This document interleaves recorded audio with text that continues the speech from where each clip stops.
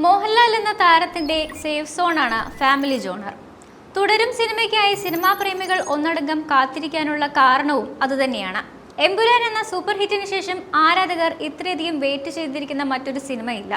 എന്നാൽ April 25-ന് release ചെയ്യുന്ന തുടരും സിനിമയ്ക്ക് മുന്നിൽ ചെക്ക് വെച്ച് ക്ലാഷ് റിലീസിന് ഒരുങ്ങുകയാണ് രണ്ട് കൾട്ട് ക്ലാസിക് സിനിമകൾ.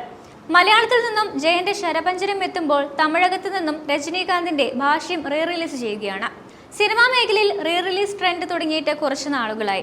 30 വർഷത്തിന് ശേഷം 4K ഡോൾബി അറ്റ്മോസിന്റെ സഹായത്തോടെ പുത്തൻ സാങ്കേതിക മികവോടെയാണ് ഭാഷ റീ റിലീസ് ചെയ്യുന്നത്. 1995 ജനുവരി 12-ന് റിലീസ് ചെയ്ത ചിത്രത്തിൽ നഗ്മ, രഘുവരൻ, ജനകരാജു, ദേവൻ, ശശികുമാർ, വിജയകുമാർ, ആനന്ദ് രാജ്, ചരൺ രാജ്, സത്യപ്രിയ, യുവറാണി, അൽഫോൺസ, ഹേമലത, ദളപതി ദിനേശ് തുടങ്ങി വൻ താരനിരയാണ് ഒന്നിച്ചത്. 46 വർഷങ്ങൾക്ക് ശേഷമാണ് ജയൻ നായകനായ ശരപഞ്ചരം തിയേറ്ററുകളിൽ എത്തുന്നത്. 1979-ൽ ഹരിഹരന്റെ സംവിധാനത്തിലാണ് സിനിമ പുറത്തിറങ്ങിയത്. ചിത്രം ജയന്റെ കരിയറിൽ വലിയ വഴിത്തിരിവുണ്ടാക്കുകയും ചെയ്തിരുന്നു. ആ വർഷത്തെ ഏറ്റവും വലിയ ഹിറ്റ് ചിത്രം കൂടിയായിരുന്നു ഇത്. മലയാറ്റൂർ രാമകൃഷ്ണന്റെ കഥയെ ആസ്പദമാക്കിക്കൊണ്ടാണ് ഹരിഹരൻ സിനിമയുടെ രചന നിർവഹിച്ചിരിക്കുന്നത്. Sheela, Latha, Sathar, PK Abraham, Nellikode Bhaskaran, Baby Sumathi, Priya, Kottayam Santha തുടങ്ങിയവരായിരുന്നു മറ്റ് കഥാപാത്രങ്ങളെ അവതരിപ്പിച്ചത്.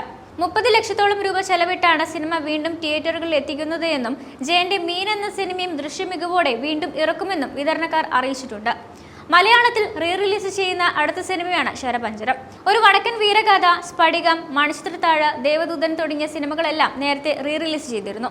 റീ റിലീസുകൾ തരംഗമാകുന്ന കാലത്ത് ആരാധകർ പ്രതീക്ഷയോടെ കാത്തിരിക്കുന്ന മോഹൻലാൽ ചിത്രത്തിന് മുന്നിൽ ഈ രണ്ട് റീ റിലീസുകളും വേണ്ട രീതിയിൽ പ്രേക്ഷകർ ഏറ്റെടുക്കുമോ എന്നാണ് ആരാധകർ ഉറ്റുനോക്കുന്നത്.